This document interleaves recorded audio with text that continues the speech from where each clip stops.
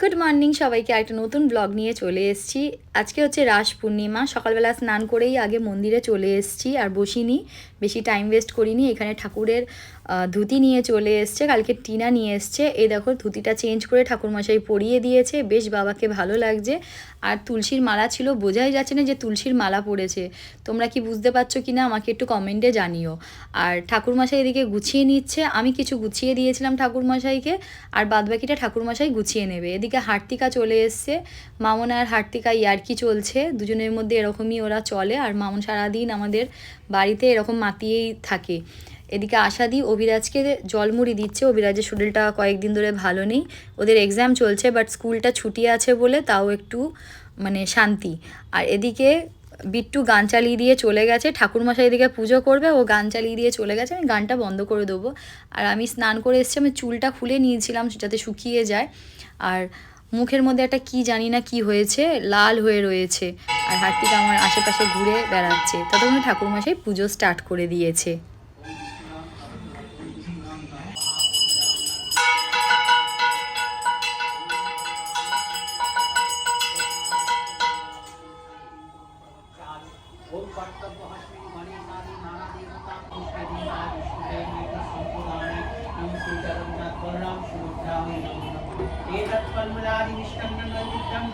আমি খুব ধ্যান দিয়ে দেখছি আমার মুখে এটা কি উঠেছে, কেন আমার মুখে সচরাচর কিছু হয় না।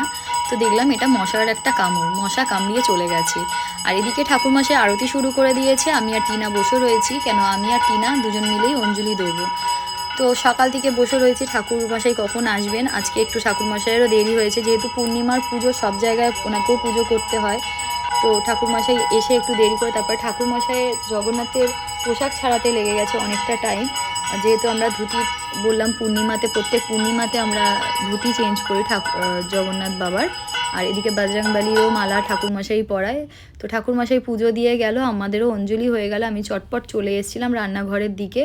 আশা দিয়ে আজকে তরকারিটা করে রেখেছিল, মামনকে বলেছিলাম আমি খিচুড়িটা করব। তো চাল ধোয়া ছিল, গোবিন্দভোগ চাল, ফুলকপি মামন ভেজে রেখেছিল, আলু ভেজে রেখেছিল, অর্ধেক কাজও করে রেখেছিল, কেন বেলা হয়ে যাচ্ছিল যেরকম বললাম। তো এখানে আমার খিচুড়ি কমপ্লিট হয়ে গেছে, রেডি হয়ে গেছে, অলমোস্ট ডান হয়ে গেছে। আর এদিকে আমি একটু খিচুড়ি নিয়েছিলাম, দেখছিলাম চেখে, কেন আমার খিদেও পেয়ে গেছিলো, সকাল থেকে আমরা কিছু খাইনি বলে। তো খিচুড়িটা আমি অনেকটাই করে নিয়েছিলাম। এদিকে ঘি, গরম মশলা দিয়ে দিয়েছি, কাঁচা লঙ্কা দেওয়া ছিল।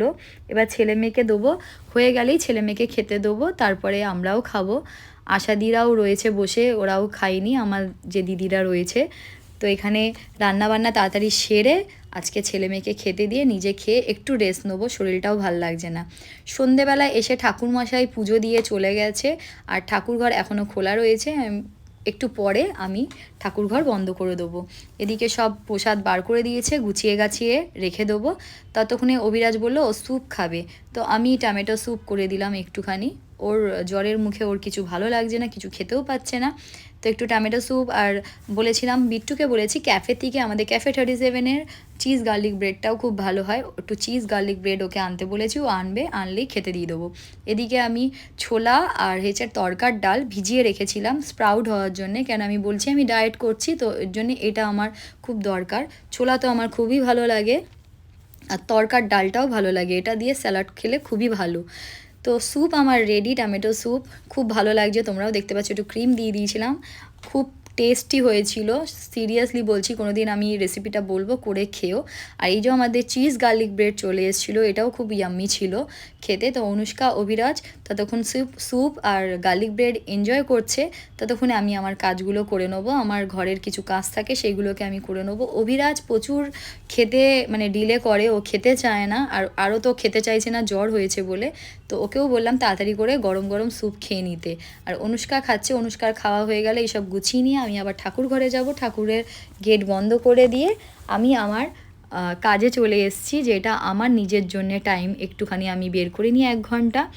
আমি এক্সারসাইজ করব বলেছি, আমি নিজে ঠান নিয়েছি যে আমাকে এক্সারসাইজ করতেই হবে। আমি ট্রেডমিলে 1.25 ঘন্টা রানিং করব, মানে হাঁটবো বা রানিং করব, মিক্স আপ করে আমি করি এটা।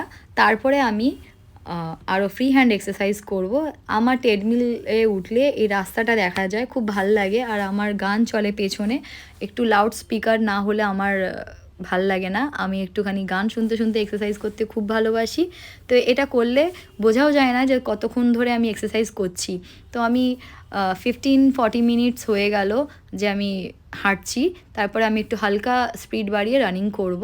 আর এদিকে তার সঙ্গে সঙ্গে আমি রান্নাবান্নাও করে নিচ্ছি। রাত্রিবেলায় একটু মুসুর ডাল, পেঁয়াজ, কাঁচা লঙ্কা আর ঘি দিয়ে সেদ্ধ করে নিয়েছি। আর এদিকে চাল ধুয়েছিলাম, ডিম সেদ্ধ, আলু সেদ্ধ দিয়ে দিচ্ছি একসঙ্গে। অভি তো বললো রাত্রিবেলায় ও এটাই খাবে। আর আমি এক্সারসাইজ করতে করতেই রান্নাঘরে চলে গেছিলাম। আমার মুখটা দেখো লাল হয়ে গেছে, কেন আমার এক্সারসাইজ করতে খুব ভালো লাগে, ফ্রি হ্যান্ড এক্সারসাইজ করছি। আজকে ব্লগটা এত অবধি, বাই বাই, গুড নাইট।